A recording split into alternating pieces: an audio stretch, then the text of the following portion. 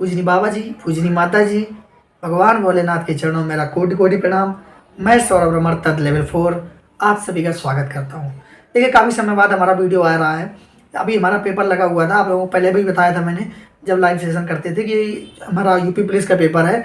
और मैं पूरा डिटेल में आपको अपना अनुभव बताने वाला हूँ कि देखिए, यूपी पुलिस का पेपर मैंने आप लोगों को बताया था कि मेरी अभी तक हाइट नहीं थी, तो मैं कोई भी डिफेंस की जॉब या हाइट वाले कोई भी एग्ज़ाम नहीं देता, ना ही कोई फॉर्म भरता था।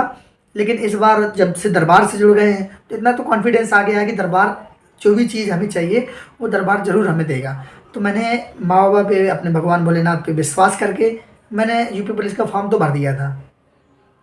यूपी पुलिस का फॉर्म भर दिया और प्रार्थना भी करता था कि मेरी हाइट बढ़ा दें माँ बाबा, अर्जी भी लगाई थी, सब कुछ किया था। सब कुछ करते रहे और संकल्प भी करते थे हाइट बढ़ाने के लिए, अर्जी भी सब कुछ लगा दी थी। तो उसके बाद फिर पेपर भी हो गया। तो मेरी हाइट उस समय तक पूरी नहीं हो पाई थी, मतलब 1,68 चाहिए, तो मेरी हाइट तब भी 1 सेंटीमीटर या 1.5 सेंटीमीटर तब भी कम थी। और जब मैं संकल्प करना स्टार्ट किया तब मेरी हाइट 1,65 थी। तो इंक्रीजमेंट तो हुई थी लेकिन पूरी नहीं हो पाई थी कि मैं क्वालिफाई कर पाऊँ। तो पेपर हुआ, पेपर तो अच्छा गया था। उस बार पढ़ाई की थी क्योंकि मुझे विश्वास था कि दरबार हाइट तो बढ़ा ही देगा, हमारा गुरुजी से मिल लेंगे, हाइट बढ़ जाएगी। फिर उसके बाद क्या हुआ कि पेपर हो गया। अब और ज़्यादा टेंशन थी कि बताइए मेरी हाइट नहीं बढ़ी है, पेपर का रिजल्ट आ जाएगा, अब क्या होगा। तो ऐसा देखिए कि 1 डेढ़ महीने बाद ही ऐसी सूचना आती है कि वो पेपर ही कैंसिल हो गया। मतलब हाइट नहीं बढ़ी तो पेपर कैंसिल हो गया। उसके बाद फिर से काफ़ी दिनों का गैप हो गया, तो फिर से हाइट बढ़ रही है। अब बाद में नापी नहीं है मैंने कितनी हाइट है, फिर से आ गई डेट। तो ये तो बहुत खुशी हुई कि भाई अब तो कैंसिल हो गया, इसका मतलब दरबार की ही मर्जी होगी कुछ। शायद पिछली बार मेरा रुक रहा हो किसी कारणवश से, या फिर मेरी हाइट नहीं बढ़ पाई है इसलिए दरबार ने कैंसिल करा दिया पेपर। फिर उसके बाद क्या हुआ, कुछ दिनों बाद अभी डेट आई, मेरा परसों 24 तारीख को पेपर था मेरा। 24 तारीख को सेकेंड शिफ्ट में पेपर था, मैं पेपर देने गया था, लखनऊ सेंटर था हमारा। तो क्या हुआ कि पेपर देने गया, तो इस बार जब मेरी हाइट पूरी नहीं थी तो दरबार में भी इस समय बिजी रहा मैं बहुत ज़्यादा आप लोगों की सेवा में। तो लगभग 3 4 5 दिन ही मैंने पढ़ाई की थी। तो आप ये समझ लीजिए, चाहे पहले से मैंने तैयारी कर रखी थी या मुझे वही याद है, या आप ये समझ लीजिए कि माँ बाबा की कृपा थी, जो भी आप समझ लीजिए। लेकिन मैं जब पेपर देने गया तो उसके पहले अर्जी लगा दी थी, बाबा माँ से प्रार्थना कर गया था कि मुझे नहीं पता है कि अब क्या होने वाला, लेकिन अगर पेपर दोबारा हुआ है तो आपकी ज़रूर मर्जी रही होगी, इसमें ज़रूर मेरा सिलेक्शन होना होगा। मैं अपने घर से प्रार्थना करके और चला गया पेपर देने। वहाँ पेपर दिया। तो जब वहाँ मैं पहुँचा तो मैंने पेपर मिलने के पहले क्या होता था कि जब भी पेपर मिलता था तो एकदम अंदर से बहुत ज़्यादा घबराहट होती थी, डर लगता था बहुत ज़्यादा पेपर देने में। और जब ऑप्शन देखता था तो समझ में नहीं आता था कि कौन सा ऑप्शन सही है, क्या है, मतलब एक चीज़ें बहुत उल्टा होने लगती थी। मन घबरा जाता था, एकदम पसीना निकलने लगता था, घबराहट होने लगती थी। तो अब इस बार पहले से ही मैं सोच गया था कि अब जा रहा हूँ, पहले ही एंट्री ले लूँगा और सबसे पहले मैं संकल्प कर लूँगा। वहीं अंदर बैठ के ही मैंने संकल्प कर लिया। कोई था ही नहीं, 2 4 बच्चे होंगे तो क्या फ़र्क पड़ता है, अपने माँ बाबा से प्रार्थना करना है, इसमें क्या है शर्म है। मैं वहीं पे बैठ के प्रार्थना करने लगा और बाबा माँ से प्रार्थना की। पहली चीज़, मुझे घबराहट होती थी, पेपर मिलते ही संकल्प कर लिया। उसके बाद दूसरी चीज़, ऑप्शन देखते ही मुझे समझ में ही नहीं आता मैं कौन सा लगाऊँ, क्या सही है, उसके लिए भी संकल्प कर लिया। तीसरी चीज़, मैंने ये बाबा माँ से कह दिया कि आज मेरे हाथ को पकड़ के रखना और आप लोग मेरे माँ बाबा दोनों साइड एक एक लोग बैठ जाए और मेरे हाथ पे कंट्रोल रखना। आज मैं जो ऑप्शन लगाऊँ वही ऑप्शन सही होना चाहिए। और बस उसके बाद मैं अपना संकल्प करके प्रार्थना करके बैठ गया। पेपर मिला, प्रणाम किया। और उसके बाद भी एक ऐसी चीज़ हुई, जब पेपर बँटने का नंबर आया तो दो दो पोर्शन थे एक ही क्लास में, तो आधे लोगों को पेपर मिल गया। और जब हम लोगों को बँटने का नंबर आया तो गिना गया तो उसमें पेपर भी कम थे और पेपर या आंसर की कुछ एक चीज़ कम थी। तो वो तो बंडल बांट नहीं सकते, पता नहीं कौन सा पेपर या आंसर की कम हो तो दिक्कत हो जाएगी। फिर क्या हुआ, जल्दी से दोबारा पेपर दूसरा बंडल मंगवाया गया। तो लगभग 5 मिनट 10 मिनट का डिले हो गया था। तो सारे लोग परेशान हो रहे थे कि अरे मेरा टाइम छूट गया, और हम एकदम रिलैक्स माइंड में, कोई मतलब नहीं, एकदम चेहरे पे मुस्कुराहट, एकदम मस्त बैठे कि कोई दिक्कत नहीं है, बाबा माँ है। अगर उन्होंने लेट किया तो ज़रूर इसके पीछे कोई लॉजिक होगा, शायद अभी कुछ ऐसा सिस्टम बन रहा हो कि मेरे हाथ से सही आंसर ना निकले या मैं सही ना कर पाऊँ, गोली सही ना भर पाऊँ, कुछ ऐसी दिक्कत होनी होगी तभी तो डिले हुआ। उसके बाद फिर पेपर मिला तो टीचरों ने कहा कि आप चिंता न करें, आपका 10 मिनट लेट हुआ है तो बाद में 10 मिनट एक्स्ट्रा मिल जाएगा। हमने कहा कोई दिक्कत नहीं है, हम चिंता नहीं करते हैं इस चीज़ की, जो होगा दरबार है हमारा, माँ बाबा है हमारे, हमें क्या फर्क पड़ता है, बढ़िया मुस्कुराते रहे, अपना बैठे रहे। पेपर मिला, माँ बाबा को प्रणाम किया, भोलेनाथ को प्रणाम किया और कहा मुझे अपना एग्ज़ाम प्रारंभ करने की आज्ञा दें, मैं एग्ज़ाम अपना शुरू करने जा रहा हूँ, अब आपकी जिम्मेदारी है। समझ लीजिए केवल 4-5 दिन भी पढ़ा था और वो भी सही से इतना नहीं पढ़ के गया था कि बहुत ज़्यादा पढ़ा हूँ। और जब मैंने क्वेश्चन पेपर निकाला तो मुझे ऐसा लग रहा था कि सारे क्वेश्चन मुझे आ रहे हैं, एक भी क्वेश्चन मेरा छूट ही नहीं रहा है। अब मैं करता गया, मुझे नहीं पता था कि ये क्वेश्चन आ रहा है कि नहीं आ रहा है, मैं क्वेश्चन पढ़ूं और जो मुझे एकदम से लगे कि हाँ ये है उस पर टिक मार दूं। अब मुझे कुछ भी नहीं पता चल रहा था, पूरा पेपर करते करते एकदम सॉल्व करते करते चला गया, लास्ट में 150 क्वेश्चन थे, लास्ट पहुंचा एकदम 1 घंटे 20 मिनट में मेरा पूरा पेपर कंप्लीट हो गया था। 2 घंटे का समय होता है। फिर उसके बाद मैं आराम से अपने गोले भरने लगा, पेपर को देखते तो टीचर भी कहने लगे कि पहले आप पेपर पूरा कर लो, नहीं तो टाइम हो जाएगा, फिर कैसे कर पाओगे। तो मैंने उनको बताया कि मेरा पेपर तो हो चुका है।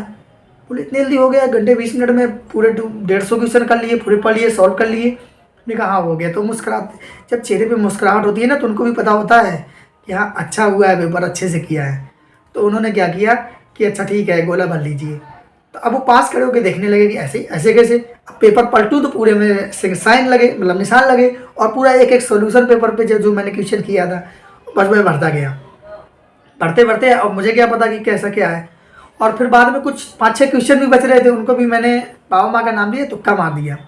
और पता है जब बाहर निकल के आए तो देखो पेपर जब अच्छा होता है और एकदम अंदर से एक कॉन्फिडेंस आने लगता है कि हाँ यार पता नहीं पढ़ा हुआ फंसा है, बाबा माँ ने मेरा हाथ पकड़ के करवाया, मुझे नहीं पता था। बाहर आए, रिलैक्स थे, सबने पूछा कैसा गया पेपर, मैंने कहा बढ़िया हुआ, क्योंकि अटेम्प्ट तो अच्छा हुआ ही था और इतने जल्दी पेपर अटेम्प्ट हो गया कि कहीं पे हम फंसे नहीं, एकदम बढ़िया मारते रहे। मतलब 150 क्वेश्चन में हमें कोई ऐसा कठिन क्वेश्चन नहीं लगा कि बहुत ज़्यादा कठिन है। बस अब जो क्वेश्चन बीच में नहीं आए, ये डाउट वाले थे, जैसे करंट के थे, कुछ ऐसे क्वेश्चन थे वो मैं नहीं कर पाया, तो कोई बात नहीं। लेकिन जब मैं बाहर आया, बाहर आने के बाद अपनी आंसर की मिलाई, तो आपको पता है मैंने लगभग 150 में से 130 या 132 क्वेश्चन अटेम्प्ट हुए थे मेरे, पूरा मतलब आंसर की से मिलाया। और फिर जो यूट्यूब पे एनालिसिस करवाते हैं, क्योंकि ऑफलाइन पेपर है, पेपर तो सबको मिल जाता है, तो उन्होंने एक एक का आंसर बताया। तो मैंने जब बाहर चेक करके देखा तो लगभग 111 या 112 क्वेश्चन कुछ ऐसे ही, मतलब पूरा एग्जैक्ट याद नहीं, 112-13 कुछ ऐसे ही सही थे। और जब मैंने उनकी जो अपने माइनस मार्किंग जो मैंने किए थे पूरे नेगेटिव काटा, तो लगभग 107 108 ऐसे नेगेटिव काटने के बाद बच रहे थे। तो मैंने राउंड फिगर मान लिया कि 105 क्वेश्चन है। फिर भी मैं सोचा कि 150 का पेपर है, 105 क्वेश्चन सही है 150 क्वेश्चन में, तो लगता है कम रह गए हैं। चले आए, कोई बात नहीं, घर आए, आराम से रिलैक्स हो गए। फिर उसके बाद जब एनालिसिस करना शुरू किया तो पता चल रहा है कि किसी के भी 100 नहीं पहुंच पा रहे हैं। कोई भी बच्चा 100 करने पे एकदम हालत ख़राब हो जा रही है, 100 नहीं पहुंच पा रहे हैं। अब मैं और अचंभे में कि बताइए, देखो हम तो 2-4 दिन पढ़ के गए हैं और 105 क्वेश्चन सही है, 105 से भी ऊपर सही है। और ये लोग जो पूरे साल मेहनत किए हैं, लगातार पढ़ते रहे हैं, जिनकी हाइट भी है, हमारा क्या था जब हाइट कम होती है तो फिर लगता है कि यार नहीं करते हैं तैयारी, ने मन नहीं लगता उतना। फिर भी बाबा माँ ने पेपर का फॉर्म भरवाया था तो पेपर तो देने जाना ही था, कुछ ना कुछ मर्जी होगी। और पूरी प्लानिंग के साथ गया था, पेपर अच्छा बनवा दिया, गुरुजी से मिलेंगे, गुरुजी से कहेंगे गुरुदेव अब आपकी जिम्मेदारी है, मेरा काम हो गया है, पेपर दे लिया है, अब हाइट बढ़ा दो। बस यही प्लानिंग के साथ गया था और वही हुआ। 105 क्वेश्चन सही है, आराम से यूपी पुलिस में हो जाएगा। तो अब बस एक ही चीज़ है, संकल्प प्रार्थना करता हूँ, गुरुजी से भी मिल सकता हूँ और हाइट के लिए भी कह दूंगा अगर हाइट बढ़ जाती है। अभी मैंने हाइट नापी नहीं है, लेकिन जब भी जैसा जो कुछ होगा आपको मैं बताऊंगा। आपको मैंने पहले भी बताया था कि जब मैंने पुराना वीडियो डाला था कि चश्मा हट गया था, तो देखिए यूपी पुलिस में मेडिकल भी मांगते हैं, तो चश्मा हटाने का ये भी एक रीज़न रहा होगा कि दरबार ने चश्मा हटाया कि अब तुम्हें तो ज़रूरत है, चश्मा क्यों लगा रहे हो, तो वो भी एक रीज़न रहा। उसके बाद पेपर भी कैंसिल हुआ, दोबारा पेपर हुआ, दोबारा पेपर भी अच्छा बन गया। और इतना क्वेश्चन वो भी बच्चा नहीं कर पाया है जिसने समझ लो पूरे साल मेहनत की थी। तो ये एकदम शॉकिंग चीज़ लगती है। और जब मैंने पता है रास्ते में बस में बैठे बैठे ही मैंने आंसर की चेक कर ली थी, आंसर मिला लिया था, क्योंकि ऐसे उत्सुकता होती है ना जब अंदर से कॉन्फिडेंस आता है और प्रेरणा मिलती है दरबार से कि नहीं नहीं बहुत अच्छा हुआ है, क्या दिक्कत है तुमको। तो वहीं पे मैंने चेक कर लिया था। तो ऐसा लग रहा था कि तुरंत लाइव आऊँ और आप लोगों के साथ शेयर करूँ, आप लोगों से बातें करूँ। लेकिन वो चीज़ें होती है ना कि अभी कुछ चीज़ों की परमिशन नहीं है, लेकिन हाँ परमिशन मिल जाएगी। इतना तो कि लाइव आप लोगों से बातें कर पाऊँगा, आपसे अनुभव शेयर कर पाऊँगा, क्योंकि मैंने बात की थी तो इतना परमिशन हो जाएगी। बस लाइव क्वेश्चन आंसर के लिए अभी मना है। तो जल्दी आप लोगों से जुड़ूंगा लाइव में। और आप लोग बताइए कि मेरा अनुभव कैसा लगा और कितना अच्छा रहा। क्या आपको भी ऐसे कोई अनुभव मिले हैं? अगर आपको किसी को भी कोई भी अनुभव हो या ऐसा किसी के साथ भी कुछ एक्सपीरियंस हुआ हो, अचानक से ऐसे शॉकिंग एक्सपीरियंस, पढ़ाई से रिलेटेड, जॉब से रिलेटेड या कुछ भी, अगर वो हमसे शेयर करना चाहता है तो आप लोगों को स्क्रीन पे या डिस्क्रिप्शन में मैं अपना इंस्टाग्राम का या टेलीग्राम का लिंक दे दूंगा। तो आप लोग जुड़ के अपना अनुभव शेयर करें। अगर आप अपना अनुभव शेयर करेंगे फिर मैं वो और लोगों को भी बता पाऊंगा। तो जब और लोग जानेंगे अपने दरबार की महिमा को, दरबार की कृपा को, कि हाँ दरबार के भक्तों पे ऐसी ऐसी चीज़ें हो रही हैं, ऐसे लाभ मिल रहा है, ऐसे अनुभव मिल रहे हैं, तो वो लोग भी जुड़ेंगे दरबार से, दरबार के बारे में जानेंगे। तो ऐसा नहीं है कि वो आपको क्रेडिट, आप अगर मुझे बताएंगे कि ये मेरा अनुभव है तो मैं आपका पूरा डिटेल उस वीडियो में बताऊंगा और उसके साथ साथ आपके जो अनुभव है वो पूरा शेयर करूंगा। तो ऐसे और लोग भी अपने साथ जुड़ेंगे, दरबार के जो नए लोग हैं वो भी जानेंगे, जो जुड़ने वाले हैं या जो लोग जिनके पास हमारा वीडियो जाएगा वो लोग भी जानेंगे कि हाँ क्या अच्छी अच्छी चीज़ें होती हैं, अच्छे अच्छे अनुभव मिलते हैं दरबार से जुड़ने के बाद, और बहुत ही खुशी होती है। तो आप लोगों को समझ भी आ रहा होगा। पता मुझे लग रहा था कि 25-26 को ही बना दो वीडियो, लेकिन आने के बाद फिर ऐसा हुआ कि काम पड़ गया तो मुझे बाहर जाना पड़ा। मतलब 2-3 दिन से चैन नहीं पड़ रही थी कि मैं जल्दी से वीडियो बना के बस अपलोड कर दूंगा आप लोगों के लिए। तो इतनी खुशी हो रही थी। तो अगर आप लोगों के पास ज़रूर कोई अनुभव है तो ज़रूर शेयर करें, और उसको मैं आप लोगों को बताऊंगा, ज़रूर यूट्यूब पे डालूंगा, सभी को बताऊंगा, जिससे कि सभी लोगों को ये चीज़ें जानकारी हो।